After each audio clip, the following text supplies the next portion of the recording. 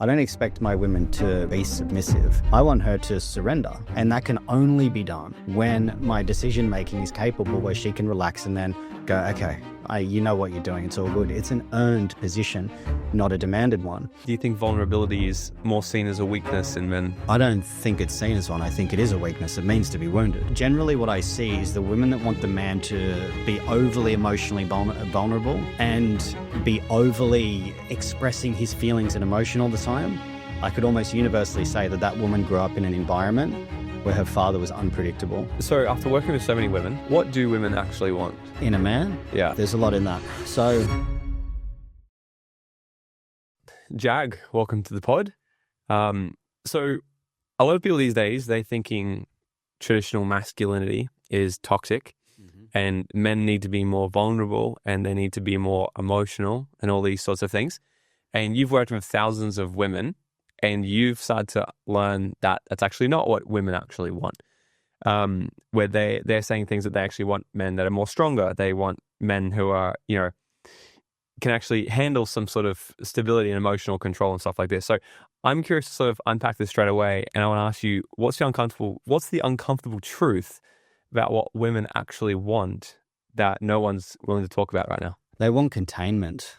Women want containment. They want a man that's contained. They talk about, and this is from working with thousands of women, and, I can get up to 1,000 messages a day sometimes online. And the thing that I hear over and over again, the thing that destroys relationships within that is when men are overly emotional. It's not to say that they're suppressed, but what happens now is if a man isn't a blubbering mess, he's somehow suppressed. It's kind of like a false dichotomy. If he's not this, he's that. And there's no nuance allowing. There's no allowance for nuance in the fact that the man can say, you know what, I just don't want to share my problems with you. I don't want to bring it all to you. I take only about 5% of my stuff to my soon-to-be wife, and she likes that. And it's a healthier ecosystem for her because I'm contained. So generally what I see is the women that want the man to be overly emotionally vulnerable and be overly expressing his feelings and emotion all the time. I could almost universally say that that woman grew up in an environment where her father was unpredictable. And so she's unconsciously looking for predictability from the man through the emotions because her father was unpredictable. I could almost say that would be close to 100%. And that's just in my personal experience of working with women. So the uncomfortable truth is, and this was Professor Scott Galloway said this on a Diary of a CEO podcast, that even the most staunch feminists go, yeah, we kind of like the traditional masculine look, like the beard, the muscles, the strong kind of masculine, because a woman's biology responds to that. They can say that they want the soft, kind, caring, emotional man, but there's a reason why women try to change men, and there's a reason why Beauty and the Beast is one of the most successful fairy tales of all time, because the woman tames the beast. That's the number one fantasy of a woman, is to change the man, to turn him into what she wants, and then you'll see that and she'll get rid of him and leave. This isn't, red pill doctrine or something like that. And I think the red pill doctrine has been really damaging for masculinity, but it's still a fact. I've seen it so many times. I work with men every single day that they say, I did what she asked and now she doesn't want to be with me. That's psychological testing that the woman brings in. She doesn't want you to change. She might say that she wants you to change for the most part. And this is within a healthy range too. This isn't, if he's being violent or hyper abusive. I'm not talking about that, just so the Karens out there don't lose their shit at me about what I'm saying and misinterpret my message.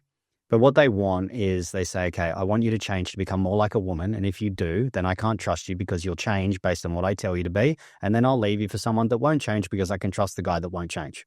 So it's like a testing game, like an unconscious testing game? Yeah. Yeah. Women test men. They test them for psychological safety and strength all the time to make sure that they can be looked after because men are the protectors. This is biology. This isn't, we can look at psychology. And we look at the rampant misuse of psychological manipulation on social media. Social media is a cesspool now. Everything's misogyny, everything's toxic masculinity. If everything's misogyny and toxic masculinity, nothing is. I wrote a post yesterday and I said, don't take your issues in your relationship to your friends. It dilutes and violates the sanctity of the relationship. Meaning most friends will give really bad advice because they'll see it from one side. Women are less objective than men. They're more emotional, so they're always going to side with the female friend. It paints the partner in a bad light on both sides. And the reason why I wrote this post was because I told one of the men in my men's group, don't take it to your friends, because he took an issue with his relationship to his mate, and the mate said, get out of that relationship. That's not good advice. And most people will say that. That's the thing. And some woman said, oh, this is red pill infantilization, and you should always seek the feminine oracular intelligence or something ridiculous like that. An inability to even have an adult conversation, an automatic default to this is red pill, and it's got nothing to do with red pill. It's about protecting the sanctity of the privacy of your relationship so it becomes contained and doesn't spill out to everyone else. But we were talking off camera, and there's a lot of people these days that just don't have the ability to critically think. They really don't. And so the nature of this is understanding the nature that you will be tested by your woman. She wants to know that you've got integrity. She wants to know that you are who you say you are. She wants to know that you've got boundaries and will say no to her. I always say that one of the things that women love is when you tell them no. And tell them no. So this is all an unconscious thing. They're doing this completely out of their own awareness just to see if you're strong and capable. Yeah. Women usually fall in love with 3 traits: strength, security, and confidence. Those are the 3 things that are, over time, kindness as well is another thing. These are the 3 things that women are really going to be attracted to in a male: strength, security, and confidence. If you're hyper emotional, weak, fragile, you fold at the slightest inconvenience in life, you can't hold down a job, you're not driven, you're not ambitious, her biology is not going to fall in line with that unless her biology is typically more masculine and she's looking for a child. And I see a lot of males out there that are childlike, and I see a lot of women out there that are trying to be like men. This is just the way that society's gone. So we had Dr. John Gray on here a few times as well. And so when he came super famous for writing Men Are From Mars, Women Are From Venus, he was literally on Oprah. What's that? Larry King. He was the #1 relationship coach on the planet. Yeah. And then the whole rise of the feminist movement and the world just changed a lot since when he peaked in 80s, 90s, I think it was. And then he started getting cancelled off everything because what he used to teach in the 90s, which was amazing, and Oprah wanted him for, Ellen DeGeneres wanted him for, everyone he wanted, changed their mind in the 2000s. And he's he's sort of gotten cancelled on all these big things now. No one really wants him because as soon as he starts to speak, he's labeled as being misogynist and effeminate, and all this. And his new book he wrote is sort of the new version of what's happening right now. And one thing he was saying to me is what happens in our testosterone and estrogen is as soon as we make decisions that actually boost estrogen, and what's starting to happen is this whole happy life, this whole, whatever she wants, and what you're saying is saying yes for everything instead of saying no. Yeah. It actually increases estrogen in the men, increases testosterone in the woman, and it makes them further chemically imbalanced than they even were to begin with. Yeah. Yeah. I don't know how to answer that. It's just exactly the same thing. It's a chemical evidence for it and would be backed up. But, there's psychology and intellect and biology and instinct. Psychology and intellect can be manipulated. Biology and instinct can't be. So you see the shift in the chemical and the hormonal structure. I always say nice men are yes men in a world that needs to be told no. And assertiveness is a very strong point to have as a male. But you see these feminists and women like this, they adopt all the toxic masculine traits, but they get celebrated for it. Competitiveness, assertiveness, independence, bold, being context independent. All the things that women are celebrated for through feminism are the same things that they tell men are toxic for. So it's just a form of gaslighting. They're celebrated independent boss babe, and assertive dominant male toxic. An assertive dominant female celebrated. You can't have it both ways. Who are saying these things? Because it's funny. Like the world I live in is, I can see how some versions of some things Andrew Tate says and blah blah blah. People could be like, there's elements that could be somewhat toxic. And I've never lived in a world where I've been called the people in my community and stuff. Like all of my mates that are men, they're all seen as quite masculine, driven, workout, apostle, all of these things. So I guess who is creating these phrases? Is this when you're saying everyone's labeling the masculine women, but if a man does that, they're labeled as toxic. Like who's doing this labeling? Where is this coming from? This? Well, it originally, from where I can see, it started from the American Psychological Association saying that traditional masculine traits are harmful. It's a 2019 report, and it's just called harmful. From there, harmful. So competitiveness, independence, I think it is, and aggression. These are harmful traits. And then it catches wind with these social media accounts that do it. I've said this, there's proponents. We saw Laura, who went after Chris, and she's made a reel about me where she manipulates my language and says this is intensely misogynistic because I said that leading a woman is about reduction of choice. And the immediate sentence after that was, and I don't mean reduction of choice about control. I mean handling the things that she doesn't want to handle. But she doesn't care about facts. She cares about her feelings and whatever she can do to manipulate the message. She did it with Chris too, right? Now, people like that take a bite, and it's very easy to win an argument when you're the only one talking, right? And so these people don't usually get facts very accurate. They base it by cherry-picking data, by cherry-picking messages, whatever you want. And I just don't engage in that stuff because I don't really care if someone calls me toxic. I look after my soon-to-be wife. She's happier and healthier. And I've spoken about this on multiple podcasts. We're in a traditional masculine and a traditional feminine relationship, and she's thriving and I'm thriving. Now, if you don't want to be in that, that's okay. Go do it. But this other side, like the Lauras and her sort of little echo chamber that she has, they all say that we can do what we want, but you have to live by the way that we tell you how to live. Which is, you know, the exact thing that they're saying that if men do it wrong. Exactly. They've become the thing that they hate. They adopt all the masculine traits of being competitive. Discipline. Laura's spoken about how disciplined she's been and how strict she's been. These are all masculine traits. Mm-hmm. They're masculine, and she's, and I don't really want to get into a thing about her because I'm really fucking tired of even mentioning her name. And the thing is with that is that what they do is they adopt these traits in their behavior, and then they call me and other men toxic for it. That's why she went after Chris, and Chris has just held his position. He's not changing, which is, to go back to what we started with, a woman wants to see if she can change a man. Laura's gone after Chris the other day again, and I'm like, I think she's in love with you, bro. I think she's got something for you because he's not changing. Who is this Laura? Laura Henshaw. She owns a Dick Pod or some female movement thing. I don't know. Oh, it's a female movement vibe. What she runs? Yeah. Very feminist and very left ideology from what I've seen. I don't know it personally, and I've said this. I'm sure if I probably sat down with her at a cafe, I'd probably have a very inspiring conversation with her. We'd probably have a lot to offer each other. Yeah. But you get on social media, and it's just social media has become a cesspool where anyone can say anything they want with no recourse. You know what I found very, very interesting?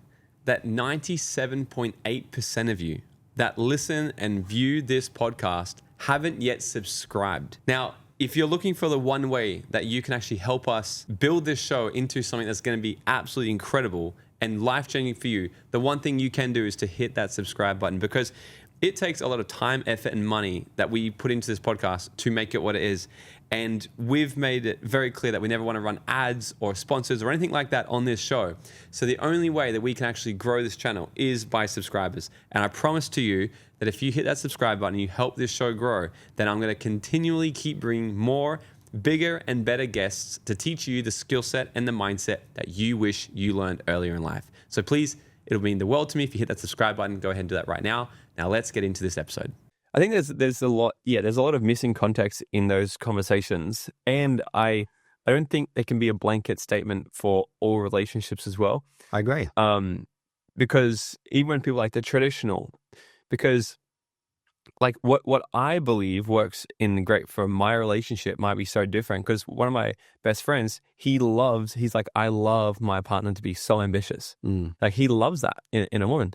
And then his partner is super ambitious and she wants to help build the business, and that works great for them.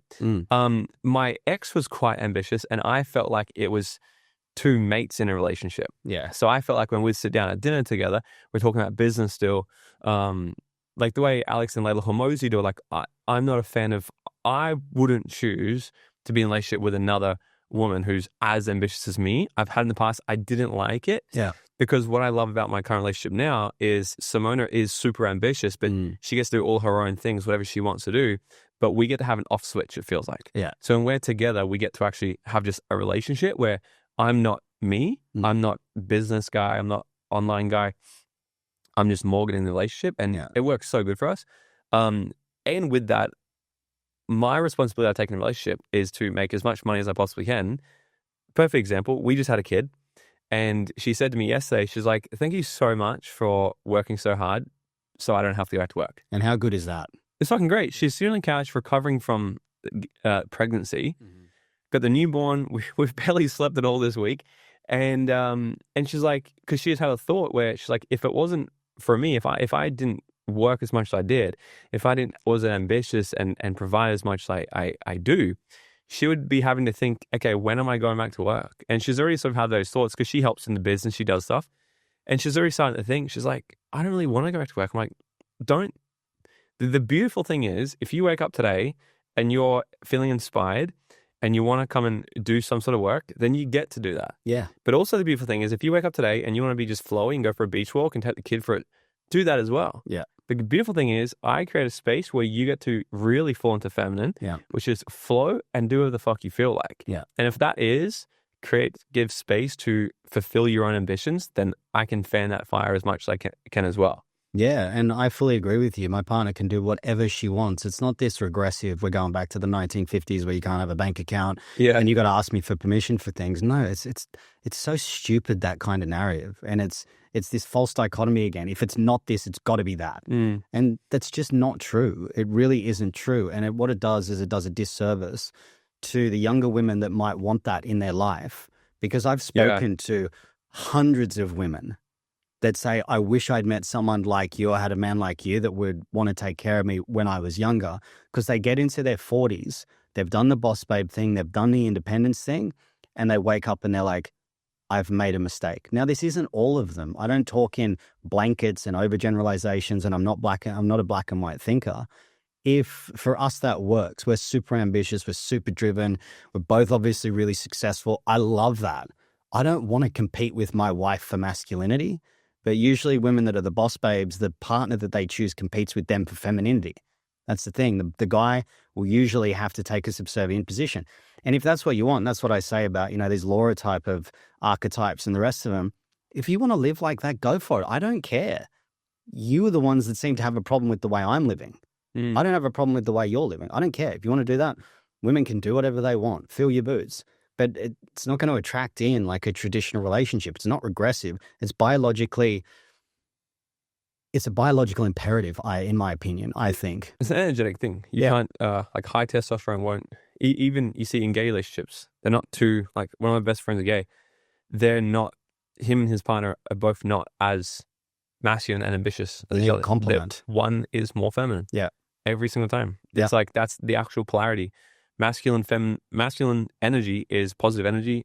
Feminine energy is negative energy. 100%. It's a magnet. It can't be. And the moment it does come out of balance is when this is the breakdown of a relationship. People think like, as you said, women will start to change men, blah, blah, blah. Then one day they'll leave or whatever. The beginning of the breakdown relationship always comes when the polarity stops. Yeah. So when there's no actual attraction anymore, that's the beginning to the end. Then it goes through the whole entire cycle. So you've worked with thousands of women, so you're not just like a dude who's just like, I want to do my manly shit and have your strong opinions. You've coached thousands of women, and not just any women, like so through sexual trauma and stuff. So you got to really sort of, see a different side of them. And I'm curious to know, what do you think? What did working with them teach you that most men are currently getting wrong? Yeah, I mean, it's that women are not one-dimensional beings that should be objectified. In our current society, when we want to reduce something we don't understand, we try to bring it down to its basic premise. And it's men usually go, women are crazy and they're sex objects, and men only want one thing, and that's sex. It's usually just reduced down into that. But what I saw in all of this was, most of and sexual trauma is really common in men and women as children. I think it's the worst thing that can ever happen to a child is that violation. Children are a sacred duty to protect. And what I saw in this was there was a lot of violation from the masculine towards these women. And it was a real gift for me to be able to walk them through that. And it was more around the programming that I walk them through, because when these events will happen, there's going to be certain different types of programming that switches on when the trauma happens. Okay. So I didn't really look at the trauma. I wasn't working in that aspect of it. It's just that this was the common theme that came in. And it's always around a sense of powerlessness that happens. And the powerlessness construct that's in the subconscious mind is going to have a subservience and dominance construct that plays out as a behavior. So if someone's power is taken away from them and violated as a child, what happens is they're going to grow up and seek an authority to dominate and control them, and they're going to submit to that. So, and these words are pretty charged, because in the traditional sphere, there's dominance and submission. I expect women to be submissive. I don't expect my woman to be submissive. Right? Because there's subservient, submissive, and surrendered. I want her to surrender. And that can only be done when my decision-making is capable, where she can relax and then go, okay, you know what you're doing. It's all good. It's an earned position, not a demanded one. So I think that one of the biggest mistakes that men make is thinking women are just one-dimensional, that they're objectified, that they're just sex objects. And I work with a lot of guys that when they split internally from their immature masculine into their mature masculine psychology, which is by dissolving subconscious programming, so we all go through it, they reconstitute and recalibrate their relationship to women. So before it might have been quite needing validation, lust-driven, very sexual. And then the next part is they take the woman off the pedestal, which they were previously doing, and then they start to not have as much lust-driven charge towards the woman, so they don't know how to relate to the woman outside of sex.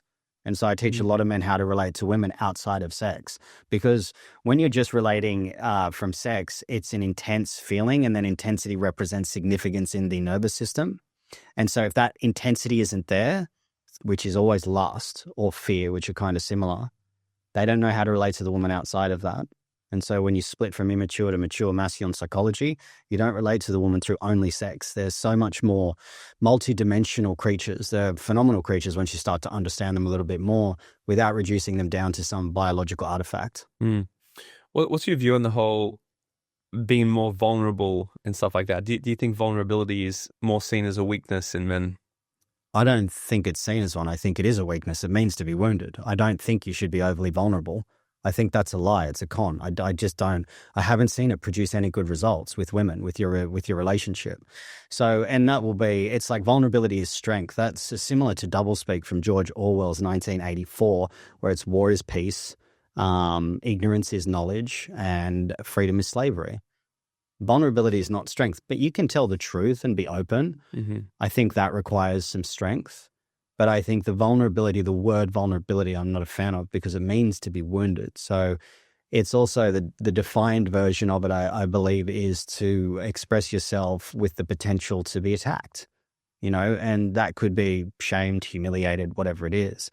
I think the way that I do it is, vulnerability, if you're truly going to do it, it's a very sacred process. It's not meant to be this open display that's meant for everyone. I'm more of the volition, own your shit, take responsibility for it, and deal with it. So the first thing you do with that is, I think, assess your internal landscape around what it is that's there. What piece of work do you have to look at? Take it to a therapist or a coach or someone that knows how to deal with it, that's worked through it. This is one of the big things that I'm a big stand for, is when you're choosing a coach or a therapist, ask them if they've worked through the thing that you're actually wanting to work through. If like they haven't, them personally. If they haven't, don't do it. I see there's so much in the space now of clinical psychologists, all this stuff, and they haven't worked through the stuff that people come to them for. They're textbook therapists, essentially. Whereas I only work with people the stuff that I've worked through myself. Now, what's important about that nowadays, I do that. Before I didn't, because I was working in chronic illness and sexual trauma. And that was one of the lessons that I learned, is that I needed to walk through the things that I'd been through myself, which now it's more specific around splitting from narcissistic mothers and difficult families and those sorts of systems. But I think it's really important to ask the person if they've done what you're trying to do. I think that is way more important than any sort of formal qualification. And we see that in this space of the formal qualification aspect around this, is that a lot of people, they might be qualified from book smart, and now it's trust the science, right? All the time. It's studies and science and this kind of science being the new god almost. And the head of the Lancet, and I can't remember this editor-in-chief of the Lancet in 2016, I think it was, and I think the other one was Journal of New England Medicine, or one of those two prestigious publications. Both the editor-in-chiefs came out and said at least 50% of studies out there are rubbish. And there's one guy at Stanford, I can't remember his name now, his whole job is to disprove studies, and he said that 90% of studies are probably rubbish. Wow. Yeah. It's wild. And so I think I'm more of the volition of direct experience is more important. Embodiment. Embodiment of the thing that you're helping people with. And I think that's really important. And the vulnerability is strengthening, just to go back to that, that's typically it's a more feminine approach to healing. It's a more feminine approach to the way to dealing with things is being ruled by emotions. Women are ruled by emotions. Men aren't. We're more logical. We're meant to deal with problems. We're problem solvers. We're protectors and providers. Women are nurturer and nourishers. And so it goes back to that same categorization that women are trying to turn men into women. That's the test. And we see that in society as well. And vulnerability and strength is part of that. So we're talking super briefly about Andrew Tate, I think, before we started this. And you said that people out there compare you to him, and you're like, I'm nothing like him. Nothing at all like him. The thing, when he first came on the market, on the scene, right? My partner goes, look at this fucking douchebag. Yeah. And I saw a reel and I was like, I agree. What a fucking douche. Except because he was doing what your friend Laura was doing. Getting, people would always get his long form stuff, take snippets, and a snippet without context or the framing could absolutely sound horrendous. Yeah. And I would see some of them and be like, whoa, this guy is on another level. And then I started to listen to longer form content and I listened to the context of it. And then I was like, there's actually a large majority of this stuff I agree with. There's some that I'm like, that's still extreme. And I think anything in an extreme is the problem. Yes. But for the people out there who hate him, there has to be some truth in what he says. Otherwise, he wouldn't have amassed such a big following, have such big influence. And I think the thing is, when he comes out and says things, he's saying things that a lot of people are actually thinking and not having the balls to actually say. Yeah. So I'm just curious to know, what's your view on him? And what do you think he's actually getting right? And what do you think he's got completely wrong? Yeah, I mean, a lot of the tenets that he ran by is Stoic philosophy, which I'm a big fan of Stoic philosophy. That's why they were the greatest thinkers of our historical human existence. The Stoics were phenomenal thinkers. If you study their stuff, they're profound. Absolutely profound. I'm not sure if you've studied much of Not much, no. Yeah, man, get after it. It's very masculine. Yeah. It's from a couple of thousand years ago. Yeah. And the way that they think is profound. It's brilliant. Seneca and Marcus Aurelius were two of the greatest thinkers ever to have lived. And so what people that don't understand Stoicism is they think it's to be divorced from your emotions, and it's not. It's to rule over your emotions with logic. Logic will always prevail. That's why there's the saying, cooler heads prevail. And I say to people, go back in your history, look at every decision you ever regret. And every single one will be done in an emotional state.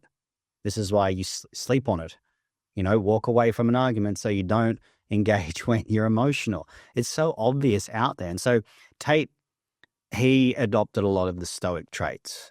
I think that also a little bit more conspiratorial maybe. I think he's part of the psyop to demonize masculinity by being this hyper-masculine dude. He's very successful, he's got muscles, he's rich, whatever, all that sort of stuff. But I think the way that his history dictates around the way that he treated women isn't good. And the fact that he didn't apologize for it, I think that's pretty gross.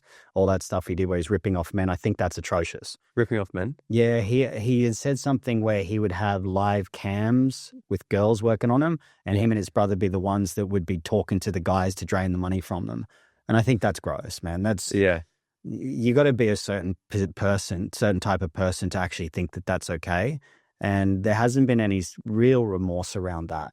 I think that he is vilified in the public a lot. But again, people nowadays don't have the ability to critically think. Their ability to produce context is very limited because they're taking most of their information from a small space, which is regurgitated from somewhere else and being programmed that way, like social media on our phones. Social media is not a fact-based machine. Anyone can say anything on there now. It's become ridiculous. We're like people like Laura and other people can say whatever they want without getting checked on it, but then act as an authority. They act as an authority, but they lie and manipulate the message to create attention with no recourse to it, but then want to check me and guys like Chris, our mutual friend, and say these guys shouldn't be allowed to say that. So they want all the authority with no responsibility for their own shit, and Tate's kind of been allowed to run free with that. Now, you can kind of get into the argument of censorship with that. I don't think anyone should be censored.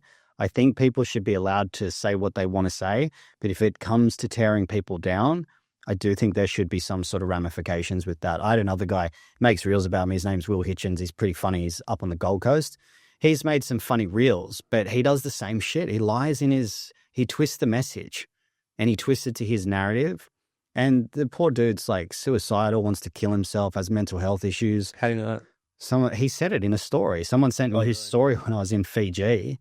And he was like, my mental health's not been good. I've been suicidal again. And then he took the story down, I think, after that. Well, they say hurt people hurt people. They do. That's what I see when I see people trying to... I think I know the guy you're talking about. Yeah, he's kind of got the long orange hair. And is he kind of like real funny? Yeah, he's pretty funny. He's actually pretty funny. Yeah, I think I've seen him... I think I've seen him rip on some baller buster stuff. Yeah, he does that stuff. Okay, yeah. And I've watched some and I'm like... kind of funny. He's pretty funny. And he's a content creator. Yeah. Which is, that's what I see first. I'm like, funny, and you're deliberately taking things out of context to twist in a way to make your video better. And I mean, hats off to you. You're a content creator. Yeah. And I think with that stuff as well, I had a couple messages from women that follow me that went on dates with him. And and he just doesn't want to be a provider. He doesn't want to work. Yeah. Right, that's it. So I'm all about the protect and provide. Yeah. So the way that he can confirm his own experience is to tear down the men that say provide, because he doesn't want to do that. Now, if he doesn't want to do that, that's okay. I don't care. Live your life, man. But if your life is dedicated purely to tearing other people down, life is going to tear you down. I've seen it. So I think that anyone that's got this kind of witch hunt attitude to tear certain people down because they have nothing going on in their own life, I just leave it and I go, I'm not even going to I was going to do one about the Laura stuff. And I just went, you know what, man? Life will work her out. Yeah. That only lasts so long before life will come for you. And life comes for you. It does. This is one thing I say a lot. I'm like, life will fucking come for you. So whatever you're doing out in the world, what you're wishing upon the world, it's a feedback loop. And then it was interesting because I actually did a post because some people sent me one of the reels that Will guy did. And people were asking me if I'm going to respond to it. And I just went, I just wish him healing and I wish him happiness. And I hope that he gets to a point in life where it becomes more than doing reaction videos at 40 or however old he is. It's a pretty sad existence to me, and I feel for the guy because he struggles with mental health. He's suicidal. I don't want to tear him down. I'm not going to engage in the same behavior that he is. Marcus Aurelius, one of the Stoics, said the best revenge is to don't be like that person. So I don't make reels about law, and I got better things to do with my life than try to take someone down. Life will sort them out in some other way. That's how it works. And I've seen it because I've been one of those guys, not from a reactive content creator, but, I used to be very aggressive in my early 20s. I grew up in a very abusive household where there was a lot of violence. I became violent. I used to get into street fights all the time. I'd done martial arts for 15 years in Brazilian Jiu-Jitsu, and I did that because there was a lot of anger there that I needed to work out. Now, I'm just a peaceful dude. I don't want to tear anyone down. You don't get anywhere by tearing people down. You become like the Ouroboros, which is the snake that eats its own tail. You become the architect of your own destruction. And I always say, if you sow seeds of hate, you'll harvest your own destruction. So those two can have at it. I'm talking about them now, but I don't go online to tear them down. I focus on helping people so they can become better, more resilient, more capable in life instead of appealing to these guys, which are like fragile victims. That's all they are. Yeah. So what are some of the views? Because, so Andrew Tate, back on that topic, because he is so polarizing with many sort of opinions of himself. And I'm curious to know your perspective on, because one of the things that he'll talk about a lot, I guess, is the whole having multiple women, sleeping with whoever he sort of wants, that kind of, the idea of, I heard him say the other day, and he's like, he goes, if you buy a McLaren, now I don't own a McLaren, I haven't driven one, so I don't understand, but he goes, McLarens break down all the time. He goes, they're super expensive, they break down all the time. Toyotas, they're reliable, they'll keep driving. He goes, but you buy a McLaren because it's super sexy, really nice car. You just have to deal with the fact that it's going to break down a little bit. If you want something super reliable, be there all the time, buy a fucking Toyota. So he goes, it's kind of like me. He's like, if a woman wants someone who's going to be really, there all the time and supportive and just be loyal to just that person, then, but he's referring to himself as the McLaren. What's your view sort of on that in terms of like the status game, like men out there really understanding high net worth, big influence, very strongly masculine. They're high at the peck unit, can have whoever they want. What's your view on them actually selling for one person? Because my understanding with the Stoicism days was also that's what it is. Like if they rise to the top, they become the emperor, sleep with whatever woman they want. Yeah. And my understanding is for more men, we can kind of mate, and this is a evolutionary psychology thing. Men have been more shown men will cheat not for any emotional reason, just because they simply crave variety. Women will cheat because they're not feeling their needs met, and it's more of an emotional thing. Yeah. And women have been shown to biologically want two mates. One, to have kids with, a genetically strong person, or maybe a genetically smart, intelligent, and then they have the fuckboy. Yeah. Which is because they just want that promiscuity. So what's your sort of view on that? Yes, there's a lot in that. So the first thing that I'll say to that is Andrew Tate doing that is what I talk about, how he objectifies women down to just a reductionist piece of, an artifact, essentially, like a car. Like he's comparing things like that, right? Which is, I don't agree with that. And it's, I've done that where I've had multiple girlfriends and all that at one time. It's feminine. You're being driven by a feeling, which is lust, in my opinion. And I've done that. I was like that. I couldn't contain myself. I couldn't control myself. Now being in a committed relationship, I've never felt more free because all of that distortion, that mental disturbance of next, you just focus on women, which means you're driven by a feeling, which is lust, which means you're acting more feminine because you're emotionally driven. This is the way that I see it because I was like that. And there was no peace in that world. There was no peace whatsoever. Being in a deeply committed relationship is way more freeing. Commitment is freedom. And I find that you get the Andrew Tates and the evolutionary psychologists, and they propagate this from the biological perspective. They don't really take in morality either. You look at religious constructs and people stay married for years and they stay committed to one person. And I think there's two arguments around that from a biological perspective. How long does that last for? Is that in your 20s? Is it in your 30s? Or is it throughout life?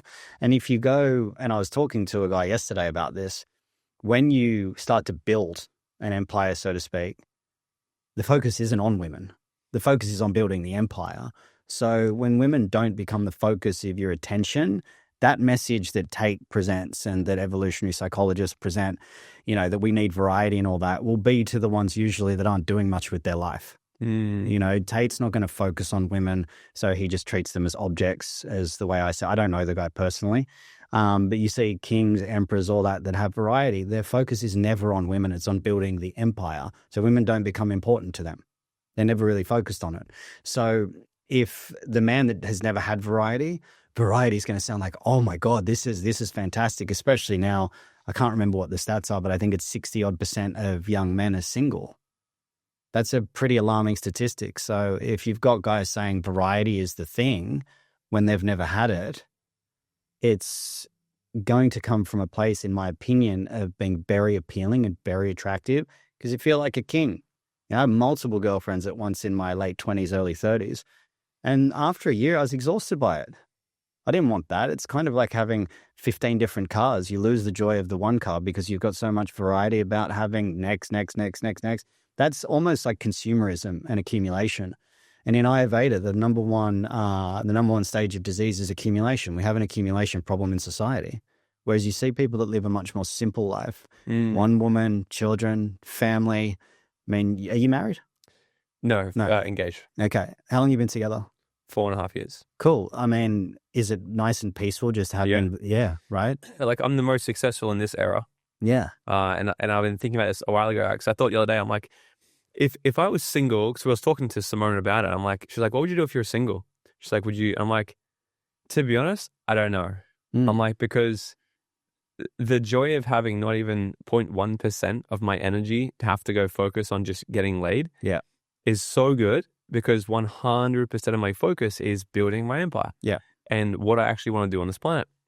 I'm like, so it's so good because I have all this harness energy. It feels like I've got our relationship here and it's somewhat like a systemized business where it's like it operates, it just flows and it's great. It doesn't require much upkeep. Yeah, it's just like a simple, it works. And then I just had a joke. I'm like, if I had to, I'd have to sit down for a day and just create systems and get a DM setter to set up dates for me, maybe. I'm like, because I'd want to still go on dates, but I wouldn't want to put any effort into it. I'd have to have it systemized somehow. But I also tried like a polyamorous sort of setup for maybe 6 or 8 months. So I was talking to my mentor once about it, and he's like, you sound like you might just want polyamory. He's like, why don't you try that? I said, all right, I'm gonna give it a go. And I had a girlfriend that would come over for a weekend, right? And they all knew about each other, right? Because so some people would be like, oh, you were a player. No. I was always very open about it. I was like, hey, here's the deal. If you want to be part of it, then awesome. If not, let's just be friends, because that's my first thing. A girlfriend for the weekend, and a girlfriend during the week, and then another spare couple nights during the week to have new dates or whatever. And I was like, this is the life I want to live. I'm a free man. I'm going to do this. And it lasted like 6 months, because what I realized was I couldn't even commit even a little bit to either. Yeah. And I was still, I wouldn't say empty, but it wasn't 100% as good as what I know it could be, because I was half in, half out on two. And I was like, a joy on the outside. I was like, it was fun and exciting. But after 6 months, I was like, this is definitely not a sustainable long-term thing at all. And I was just like, this is too much. Yeah. And that's exactly what happens. And I see when you move into more of a mature masculine psychology, this is what the evolutionary psychologists don't take into account. It's pure biology. It's all it is. It's just biological imperative 100% of the way. Not emotional intelligence. Not emotional intelligence, not evolution of the psyche as well. There's no evolutionary process of the psyche, and the nature of your maturity as you grow up, and different cycles that you go through as you get older. Generally, what I see is that men that are mature masculine men, they're in harmony with their masculinity, and their maleness is in harmony. So they want to protect and provide for the one person, because biologically our family is our territory, our empire is our territory. This is why kings fight wars for different territory, right? And this is one of the concepts from German New Medicine, which I'm not an expert in, but a friend of mine, Brandon Bozarth, he's excellent at explaining it. When your maleness is in line with your masculinity, your natural biological imperative is to going to want to take care of a family, propagate the species through continuity. But I find that a lot of the people that talk about this multiple women thing, they're pretty immature from a masculine perspective and psychological perspective. It's kind of childlike in a way, where I need all the toys and all the toys are going to be mine. And that's not me reducing a woman down to an object, by the way. It's a metaphor. And it looks more from the position when you're doing that as I'm not contained. Containment to me is the ultimate masculine virtue. You don't spill out. You're in control of your emotions. You keep yourself in check. You're reliable. You're disciplined. And you just go all in. There's a beautiful saying, which is to be with one person is like attending the death of 1,000 funerals for that one person, because you constantly evolve and change. That's the work, man. There's nothing more difficult than that. Having heaps of women is easy. You don't have to look at yourself. You don't have to really face yourself. As you know, being in a long-term relationship with one woman, there's evolutionary stages where you change. And when you do that, you can't commit to one woman while you've got multiple women around. It's just basically a fear of commitment that drives that, in my opinion. So after working with so many women, I'm assuming, I'm just making an assumption here that you may know the answer to this question. What do women actually want? In a man? Yeah. Containment, strength, security, and confidence. That's it. So I can't remember who said it, but it's like you can make a woman feel anything except bored. And women like feeling and stimulation. So a man that is predictable, reliable, that's pretty boring to a woman. Predictable and reliable. Yeah, it's pretty boring for most women, because they want the stimulus. Nowadays, because of social media and society, they want men to be the athlete, the 50 Shades of Grey lover, the girlfriend, the shopping partner, the father, the son, the chef, the 10 out of 10, the fuckboy, as you said, the guy to have kids with. And it's like, you kind of got to get your expectations in check. I'm a protector, provider. That's it. I'm not going to be your athlete or your romance novelist or your girlfriend or your gossip buddy or your shopping partner or your masseuse. Get the fuck out of here. I'm not doing that. I'm not doing that. That's just unrealistic expectations. And if you expect that of me, then we're not going to work. And it's simply not going to happen. So in my opinion, containment is the thing that makes the woman feel safe because you're non-reactive. You can handle her emotional outbursts. You can put down a boundary and say, this isn't mine. I'm not going to tolerate that if they step over the line. And you can also lead them out of an emotional difficulty and start to make them laugh. Whenever Joelle, who's my soon-to-be wife, whenever she's going through a hard time and she's crying, I usually have her laughing within 3 to 5 minutes because I don't take it personally because it's got nothing to do with me most of the time. If I've done something to upset her, I'll apologize and I'll own it and we'll talk about it. If she's just having a hard day, I know what I need to do. I need to make her feel good. So I assess the issue with her. I don't try to fix it. And then I lead her out of that. This is what leading a woman is, leading her emotions into a higher state to make her feel good about herself. So I'll do this and then she'll start laughing within 3 to 5 minutes. Problem solved. That's how you really solve a problem with a woman. You make them feel good. You don't tell them that if they're going, I feel bad about myself. You go, no, you don't. You look amazing. That's dismissive. But when you start to honor what they're going through and hold them through it without trying to fix it, because that's been contained. And containment it's such an ultimate and such an amazing masculine virtue. You become non-reactive. You don't engage in unnecessary conflict. You're firm in your boundaries. You're assertive in your authority.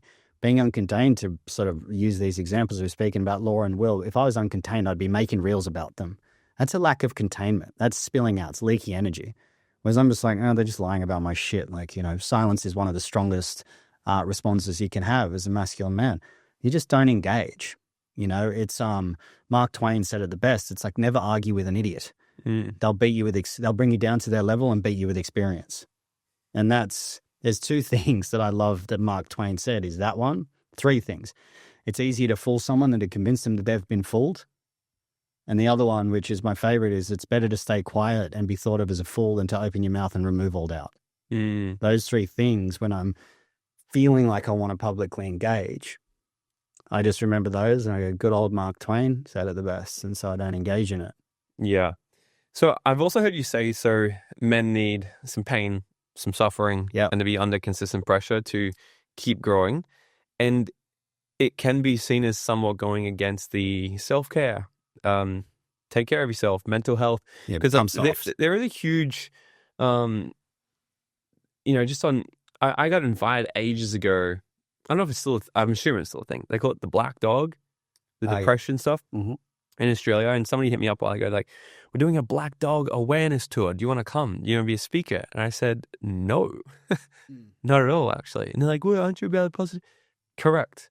I'm about prevention, Like, so I don't like to bring awareness. Even Mother Teresa said, she's like, never invite me to an anti-war rally. I'll never come, but invite me to a pro-peace rally. I'll be there. Yeah, very different. I don't want to be part of it. Like, let's bring awareness. Let's talk about all our problems. Let's trauma bond together. Yeah. Let's create a bond with all of our brothers here, how we're so depressed, because then that's going to keep you depressed forever. Because if you ever become not depressed, you're not like us. So then you'll stay depressed to be like us because you'll be like the tribe. Yeah. So I'm sort of curious on all of this and how people sort of find the middle ground on this, because in my eyes, it kind of sounds like it goes against the whole narrative of the mental health, positive mental health and self-care regimes if we got to be under, suffering and pain and pressure. So what's all that about? Life is suffering, man. Those people that are going through that are and I guess I have to kind of preface this with, like, if you've got serious mental conditions and you're suffering, I'm not really talking to that. But we do live in a weak, fragile, victim-based culture where every feeling is honored. I don't get up every day feeling like I want to work and wanting to go take on the world. I've got money. I'm pretty set. I don't have to work. I could easily put my feet up and go, that's cool. But I have a duty and a commitment to help people. That's the commitment I made. That's more important than my feelings in the morning. What I'm talking about relative to that, and it's an important distinction, the black dog aspect, that's why there's the saying misery loves company. When you're in it, you kind of, some people want to pull people into it. And for me, I would rather go, okay, I'm not feeling great. I don't really want to get up today. It's cold. I'm tired. I'm in bed with my beautiful partner and my dog, and it's warm and it's nice. And I said, no, it's 5:30 in the morning. I need to get up and go train. Do I want to do that over staying in bed with my beautiful woman and my dog? No, I don't, but I like to put myself through it because I believe that through the suffering comes growth. Through the suffering comes resiliency. Through the suffering comes capacity. And you work through your pain. There's that good saying. It's if you don't heal what cut you, you'll bleed on people that didn't cut you or something like that. And it's very true. It's like you deal with your pain, you face yourself, you become better, you become more advanced. You obviously have similar flavors to that. That's why you're doing business. I mean, you probably know this. Being successful is fucking hard. It's not easy. That's why not many of us are successful, because it requires constant adaptability, constant change, constant focus. How quickly does the landscape change now with media? You know, what was working for you 6 months ago isn't going to work for you in 6 months. So you've got to stay on it. That is part of the suffering in facing yourself, because there's pain and suffering. Pain is physical, suffering is usually emotional, psychological. So pain is unavoidable, suffering is optional. So I find challenge and pressure immensely rewarding. I love it. Like looking after my woman, and soon whenever we have a child in the next 12 months, I'm like, bring it on. I want more responsibility because it gives me a sense of purpose towards life and I'm not drifting aimlessly. Now, our roles are not meant for every male. I'm not saying every male is built for this. In fact, I would say as a absolute fact, they're not. And so my message isn't for them. My message is for the men and the women too, that know they want more from life from themselves. The ambitious ones, the driven ones, the disciplined ones, those that want more, that know there's more for themselves. I'm not talking to the ones that just want to make sure that everyone's equal and every feeling is valid. It's not my message. It's not my theme in life. But I think men need suffering in order to grow. You know, how many times you've been through something difficult, you get on the other side and you go, man, that was the best thing that ever happened to me. I remember 7 years ago, I was sleeping on a hardwood floor. I had no money. I'd lost multiple millions of dollars in a previous business. I was broke. I refused to go on government benefits. I was eating 1 kilo of mince a day that was $7.99 and a bottle of water. That was it. And I was like, and I'd lost everything. And I said, all right, it's time to see what you're made of. And I became resourceful in the absence of resources. Now I look back, and that's happened to me twice in my life. And I said, that was character defining. I found out what I was made of. My father died a couple of years ago, and I hung the phone up. My older brother called me from Switzerland and said, Dad's dead. And I sat on the end of the bed and my ex came in and she said, oh my God, are you okay? And I said to her, my only words were, it's time to see what I'm made of. And I went and trained jiu-jitsu. And I showed up to a podcast the next day. And then I had a group of 30, 40 people that I was coaching the day after that. And I didn't miss any appointments and I didn't miss any training sessions. And I kept going. And I processed the pain through that. That's what I was going to ask. So, because to me that sounds like, could be seen as not avoiding, but suppressing. Like how did that, because I'm sure someone listening to that right now would go, well, hold on, that doesn't sound good. You sort of like threw it under the rug and when did these other things. Well, if you look at the grief process, the first stage is denial. No one's going to start grieving the minute that someone dies. Denial is the part of it. You have to move through a certain element. But I said, my life's not going to stop because my father died.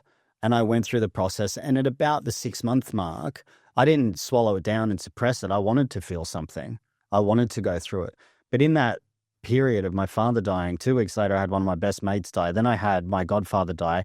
And 6 weeks before that, I'd split from a really bad relationship. So I was in it, man. Like my health was fucked. I was in a bad position. Suppression is a conscious aspect to do it. Repression is an unconscious aspect to do it. My body went, this is too much right now to do everything.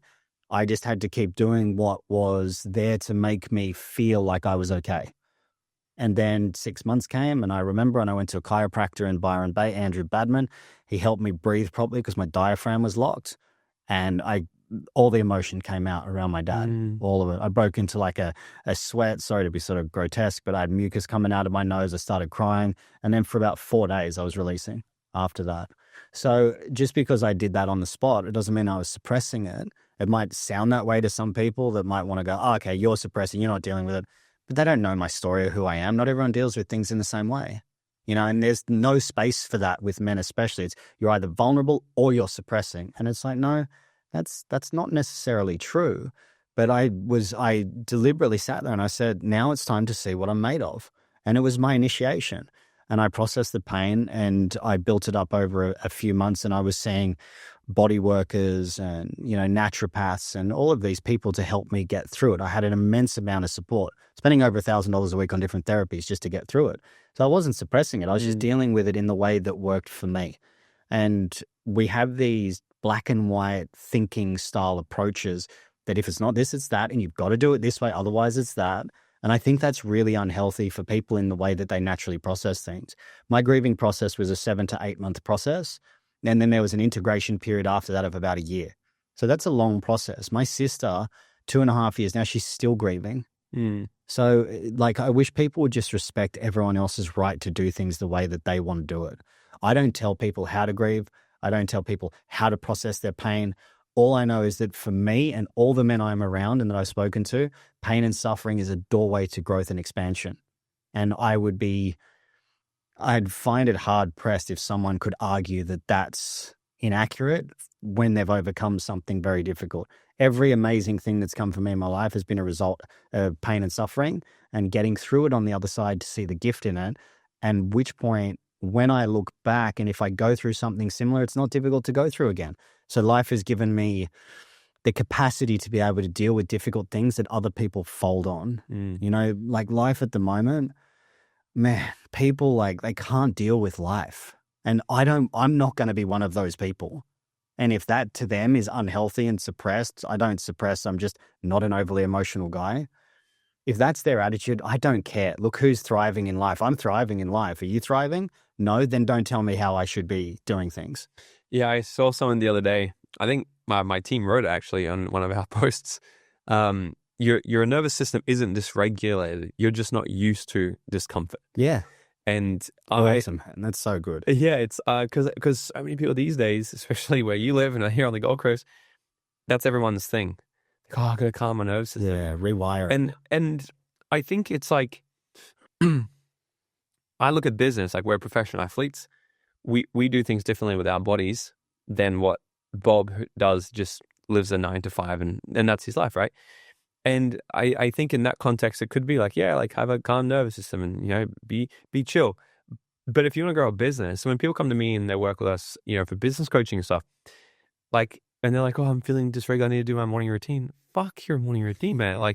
Here's the thing, you got to understand what you've chose. You've chose the difficult path. You've got to do difficult things. And not I don't think you should live in there. However, when painful things come, when we had something, remember that fucking cyclone that hit literally here? Yeah, a few months ago. Yeah. Never in my lifetime there's been a cyclone hit the Gold Coast. It just doesn't happen here. We had our biggest event of the year scheduled that weekend. And our team hit us up on the Tuesday. They're hey, there's a cyclone coming. I said, fuck off. Completely ignored it. I was you're an idiot. Cyclone Gold Coast. Next day I saw all the media going bigger. I'm what? Holy shit, we have about 100 people flying in for this thing. And it just kept progressively getting worse. I'm okay, well, I got to quickly pivot. I don't want to put people's lives in danger. How bad is it? Is it going to be crazy? Okay, what's my plan B? We moved to plan B the Thursday. It intensified. I said, oh shit, plan B won't work. Let's move to plan C, where I called the hotel. We moved the whole venue. And so instead of running it here, we run it at a hotel where it's going to be super safe. Everyone can stay at the hotel, come downstairs. We can run the event. I'm just buckle in. We're safe for 3 days. Fuck this cyclone, Yeah. And we had all that done. And then the hotel called me the night before the event started saying, it's an emergency. We're declaring it's a national emergency. We're not letting anyone stay at the hotel. You can't come tomorrow. It was just crazy. My nervous system that week was fucking going mental. But at the same time, I was able to it was a fun challenge because I was holy shit, what an interesting challenge. Yeah. I'm we're going to come through this. And you know what birthed from it? I never thought that I could run that event virtually. And then I pivoted and I said, we're running it virtually. And everyone's how are you going to do it? Because there's a lot of experiences and shit. I was we're going to find a way. And we didn't actually run the event because if we got a blackout and stuff, we wouldn't be able to do it. But what birthed from that was actually now we're building the whole virtual studio because I'm I can run that event virtually. Yeah. And now I'm going to go global because people have said to us, when are you going to go to America? And I'm I don't know, it's a big leap to go over there and run events. But I'm I don't need to go to America physically. Well, now I can run it all virtually here from my home. Yeah. And 20 minutes away from my family and everything. So, but it's if you're going to choose the difficult path, it's going to hit you with things like when people, what's that saying? It's like, I can't remember the saying, but it's like if essentially if you're going to wish for like this big life, you can't complain. You don't actually get the result. You get the things given to you. They're going to shape you into the person that gets that result. Yeah. So I love, like, I'm a bit of a dopamine addict. Like, I jump out of airplanes for fun, do all this crazy sorts of shit. And I think it's one of the best things for business, because if I can get calm while falling to my death, I have 60 seconds to figure out where I'm going to open my parachute to get proper. If there's a malfunction or anything, I got to figure that shit out before I die. When I'm under that sort of pressure and I can handle it there, I can handle anything in business. Yeah. So I sort of lean into the moments of discomfort and the hard things, because if I can regulate my nervous system in times of chaos, the normal day-to-day business is fucking easy. Yeah, I don't know if you lean into it. It's more like you dive into it based on jumping out of airplanes, which, and we're on the same page there. You develop capacity. Jiu-jitsu was my thing. Jiu-jitsu was super intense for me when I would train, and I'd only train with really high-level black belts, right from white belt through to I've got a purple belt now. And so I'd only train with really, really good guys that I could never beat. And it was so intense. And we wouldn't even do rounds. We just go, we start at 10, we roll till 11. So there's no breaks. We might have a little bit of water here and there, back on the mat, and just keep going. And that's the way that I trained, because it was super intense. You get comfortable in uncomfortable situations.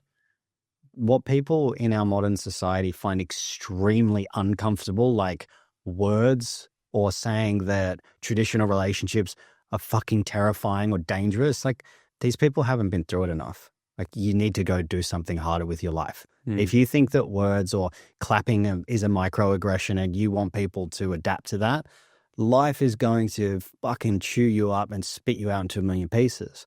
The only thing about that, and this is a bit of a shitty comment, but those people will just kind of evolve out of our society. They won't have kids. They won't procreate. They won't continue because they're against nature. And we've just become a society where everything needs to be coddled. It's like children running around everywhere, man. And so this sort of message that we're talking about is only for a select few, because most people want to live that way. And people like us want to live a life based on where we dictate what we do. And I'm okay with that. And so that's why my message isn't for a lot of people, but I get a lot of messages from people saying, hey, thank you for standing up for especially men in this country. Like, men are so villainized, man. It's terrible how badly men are treated in this country. And then when you talk about it, women just laugh it off as though it's a joke. There's a really great account called the Tin Man, I can't remember now. He's in the UK and he's exposing all of the data points around male abuse. And I would encourage everyone to go and follow him, because the statistics are shocking. And I've been talking about this for a few years. I did another podcast up here with a couple of guys at a gym.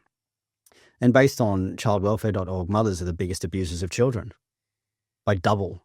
The mothers are the biggest abusers, right? And the guy said to me, he goes, yeah, but they spend more time with the child. I said, so?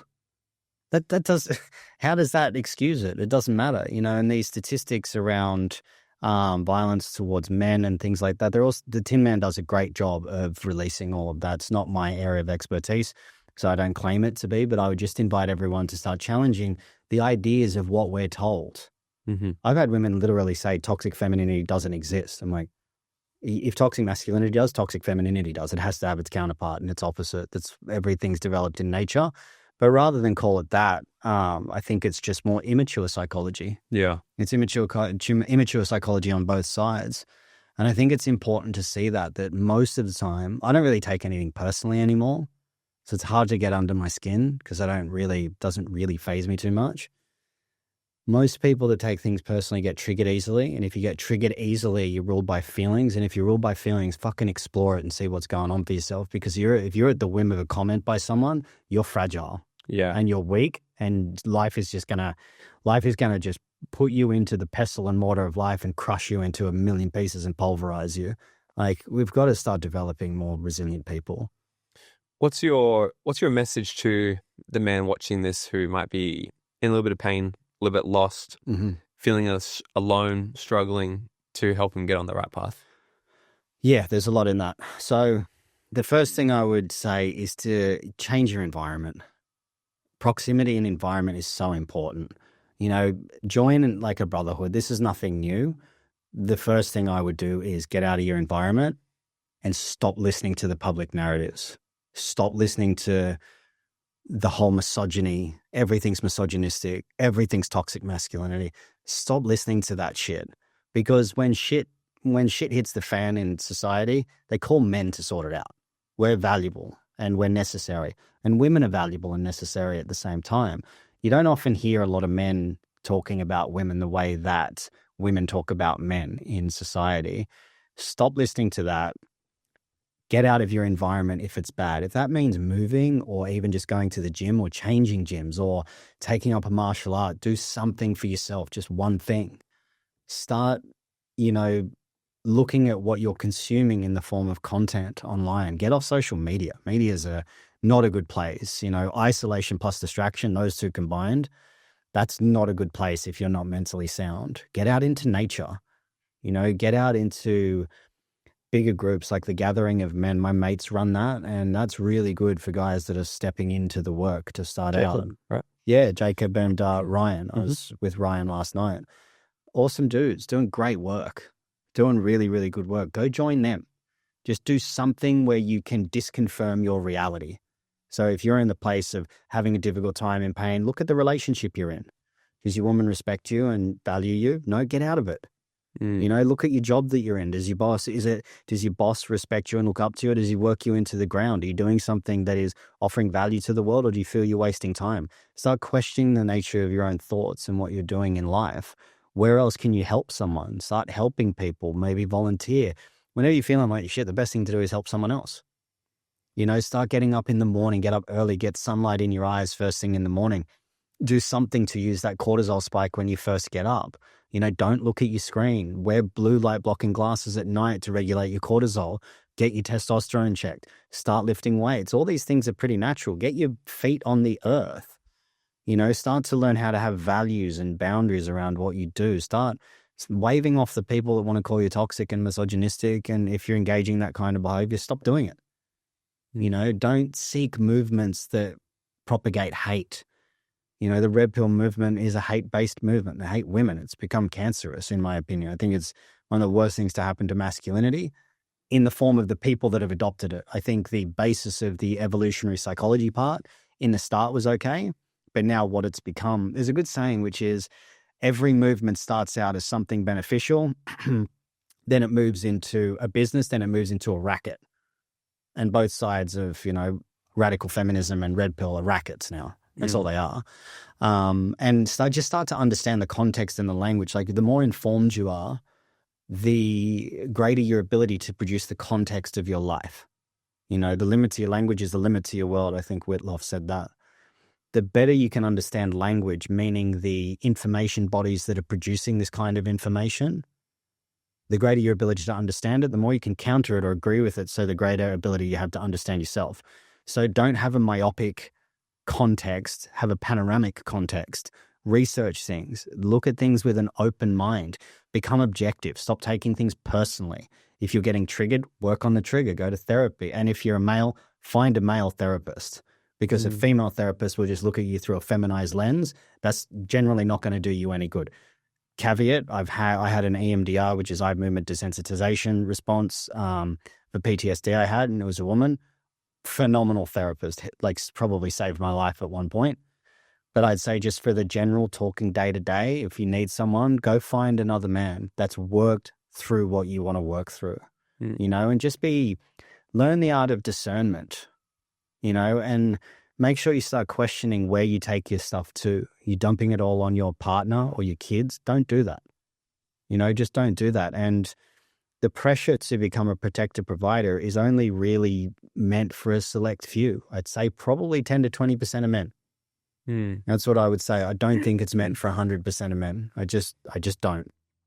If you could sit down with every single feminist and every person who's viewed or who thinks masculinity is toxic, what would you want them to know about what you do with men? I wouldn't sit down with them because they generally don't want to understand us.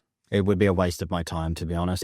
If it could be a one-sided conversation where you could explain to them, where you want them to understand what is really going on with men, or the work that you do with men? What would you want them to understand? Yeah, well, that men value women a lot. That would be the first thing. There's a lot of good men out there, and you can't keep blaming men for systems that no longer operate, like patriarchal oppression. And that's another word that's out there, you know.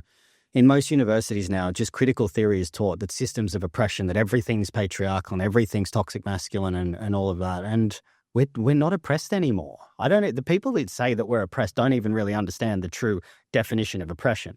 There might be structural inequalities, sure, but men kill themselves more than women. Men are more homeless than women. One of the arguments that feminists are now saying is that women 55 and over or something like that are the fastest growing homeless demographic. Yeah, well, guess who owns the top two spots? 24 to 35-year-old men and 55 to 60-year-old men. So they don't care. You know, we don't win by one side losing. That's not winning.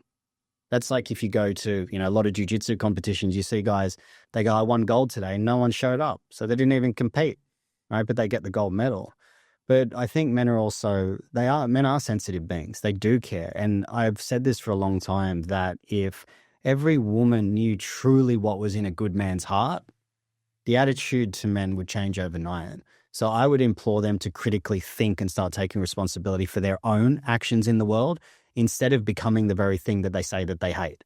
Because in this tear-down culture that a lot of these sort of hardcore radical feminists, and it's not every feminist, and when I say feminism, I don't talk about equal rights. Like, I don't know why we didn't have equal rights in the first place. There should have always been equal rights. That's not what I'm talking about. I'm talking about this tear-down culture that women engage in to just go after men because they don't like what they represent. They talk about having equality in choice, but they don't want men to have equality in choice. They just want the top spot. So they've become the patriarchal, oppressive side of the coin that they said that they were fighting against. Now they go, oh, it's our turn. Men have had control for ages. Not in your fucking life, you haven't. They haven't. Not in our generation, they haven't. We didn't grow up in some tyrannical patriarchy. We didn't. We don't. Women have it better than men in our society. Statistically, they do. We're more likely to be incarcerated. We're more likely to be victims of violence. And this is another big aspect. They go, oh, it's always men that do it. Actually, it's not. There's high cases of women abusing men. And the domestic violence results here in Australia is a 50-50 split, 50.4% men towards women, 49.6% woman towards man. Wow. Yeah. The Tin Man, go on his account. He's got those statistics on there. Have a look at it. It's shocking. Psychological abuse is higher from women towards men. There's so many inequalities. If they want to talk about equality, the inequalities are heavily skewed towards men being at the bottom of the list now. Now, I don't want that either. I don't want women to have to suffer and be pulled down either. That's the thing. I want both sides to be happy, healthy, and thriving. You can never win if you want to tear someone else down. Yeah. You just can't. And I think the reason why it happens is if we lived in this tyrannical patriarchy, those women wouldn't be allowed to say the shit that they say. So they just wouldn't. And everyone has a right to their opinion and to be able to express what concerns them, how we want to make society better. But again, it kind of goes back to what I said earlier. If you just want to tear people down to suit your own hatred of another person, it's like, I think the Buddha says, it's like hating another or something along the lines is like swallowing poison, expecting the other person to get sick. Yeah. Take some responsibility for your own life. When you take full self-responsibility for your own life, you become powerful. And the women that have that, if they knew the value of men, they'd probably be more grateful for them. That Will guy, I said, the world would shut down overnight if men stopped doing all the dangerous jobs, and it would. And you can be unhappy about that fact, but he said that. He's like, oh, I hate this narrative, but you can't counter it because it's true. Supply chains would stop, farming would stop, oil rigs would stop.